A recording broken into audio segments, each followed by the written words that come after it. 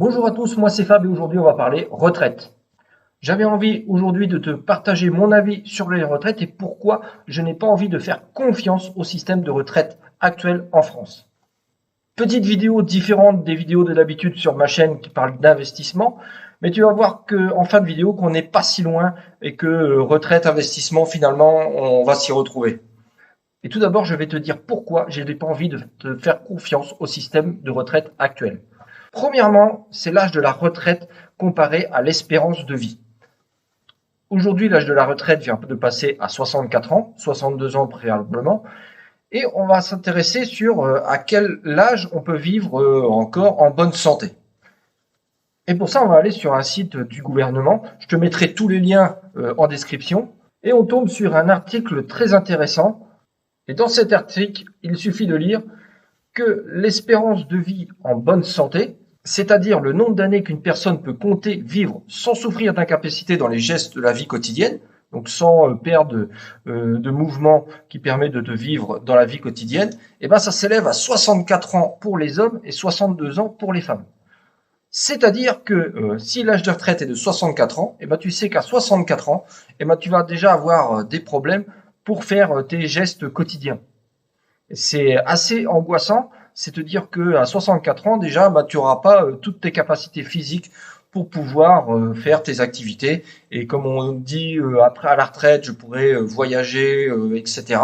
Et ben finalement, ça devient compliqué puisque ici, sur cet article-là, on voit que à partir de 64 ans, tu as déjà des difficultés pour faire tes gestes quotidiens.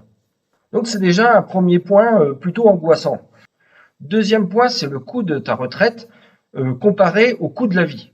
Et là, on va parler aussi d'un sujet d'aujourd'hui, c'est-à-dire l'inflation. Et donc, on va regarder à peu près le coût du SMIC par rapport à l'inflation actuelle. Donc, on va regarder l'évolution du coût du SMIC. Le SMIC, ici, en 1980, a été équivalent à 1100 €. En 2021, le SMIC valait près de 1555 €, ce qui fait dans mes calculs une augmentation de 41%. Donc la valeur du SMIC entre 1980 et aujourd'hui a augmenté de plus de 40%. Maintenant, cette augmentation du SMIC, je vais la comparer à un produit commun. Et je vais prendre l'exemple de la baguette de pain.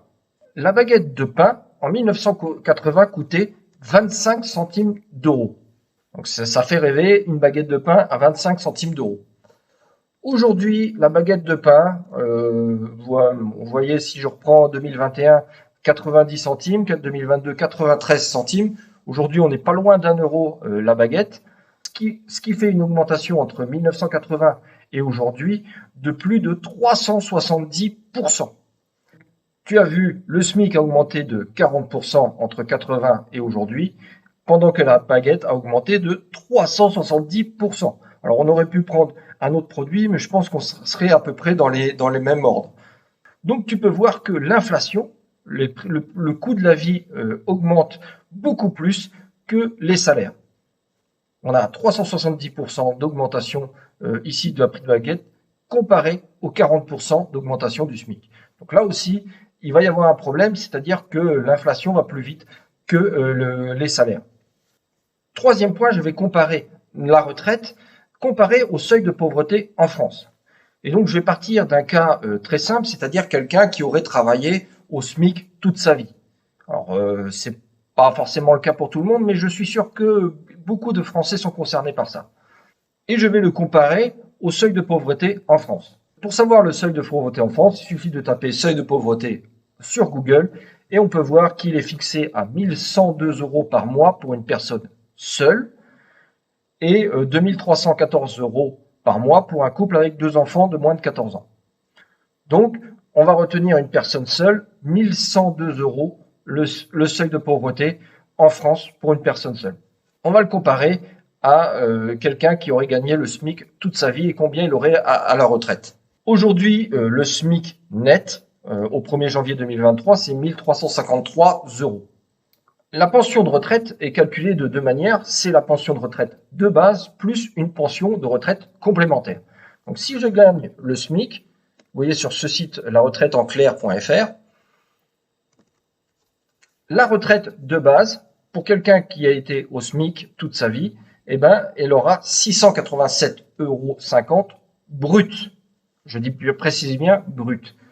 Auquel on ajoute la pension de retraite complémentaire qui s'élèvera à 243,68 € brut encore.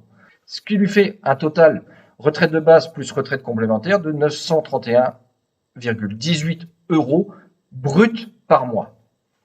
Là, on parle brut. On va maintenant convertir ça pour savoir le net.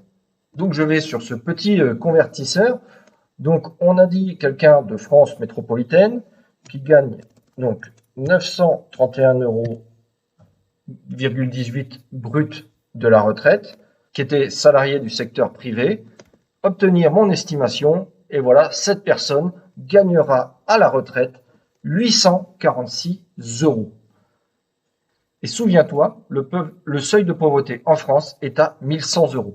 Et là encore, inquiétant, seuil de pauvreté 1100 €, retraite de quelqu'un qui a été au SMIC toute sa vie, 846 €. Donc là, on est largement en dessous du seuil de pauvreté. Donc là, clairement, cette personne retraitée, elle ne vit plus, elle survit, elle est en dessous du seuil de pauvreté. Et là, ça lui devient compliqué de vivre en retraite avec ses 846 € puisqu'elle est en dessous du seuil de pauvreté.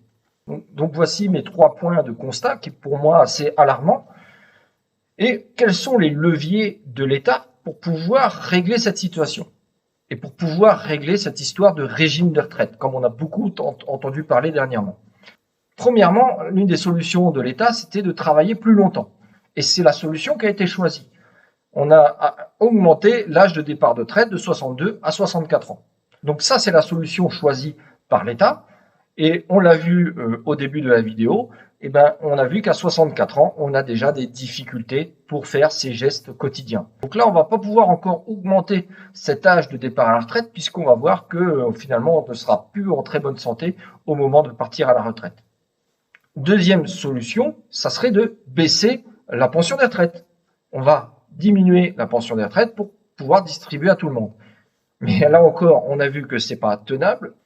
Et on l'a vu tout à l'heure, quelqu'un qui a été au SMIC toute sa vie, elle est déjà sous le seuil de pauvreté. Donc si tu baisses encore, bah là c'est survivre en France, ça devient super compliqué. Donc pas possible. Troisième solution qu'a l'État, bah, c'est de taxer les actifs. On va taxer davantage les actifs pour pouvoir financer les retraites. Et là encore, ce n'est pas trop viable puisque la France est déjà l'un des pays les plus taxés au monde. Et si on vient rajouter des taxes, qu'est-ce qui va se passer? Les personnes vont fuir la France. Les entreprises, principalement les PME, vont avoir du mal à survivre puisqu'elles vont crouler sur les taxes qui sont déjà importantes aujourd'hui. Et donc là aussi, ce n'est pas tenable d'augmenter les impôts sur les actifs. Donc voilà. Pour moi, ça devient très compliqué, le régime des retraites. Il n'y a pas pour moi de réelle solution. Je vous laisse réagir en commentaire sur tout ce que j'ai dit. Êtes-vous d'accord, êtes-vous pas d'accord? Vous pouvez vous exprimer librement en commentaire. Et donc, on va faire le lien avec les sujets que je traite habituellement sur ma chaîne, qui est l'investissement. Et l'une des solutions pour avoir une bonne retraite, ce n'est plus de compter sur le régime de la retraite, mais de se former sa retraite soi-même. Et donc à se créer des investissements qui vont pouvoir générer des revenus passifs. Et globalement, ma conclusion, c'était que il y a encore quelques années, je comptais sur ma régime de retraite et je comptais avoir des revenus passifs pour pouvoir faire un petit bonus pour ma retraite. Mais aujourd'hui, j'ai changé d'avis. Je compte d'abord sur mes revenus passifs de mes investissements qui vont me créer ma retraite et je compte maintenant sur mon régime de retraite en France pour me créer en fait le petit bonus, puisque je ne sais pas aujourd'hui combien je vais pouvoir gagner sur ma pension de retraite normale. Et aussi, ça m'offre aussi la possibilité de partir en retraite plus tôt, puisque j'aurai déjà des revenus liés à mes investissements. Si tu as aimé cette vidéo qui est différente des vidéos habituelles, n'oublie pas de cliquer sur le pouce. Et sur ce, je te dis à très bientôt pour une prochaine vidéo. Ciao!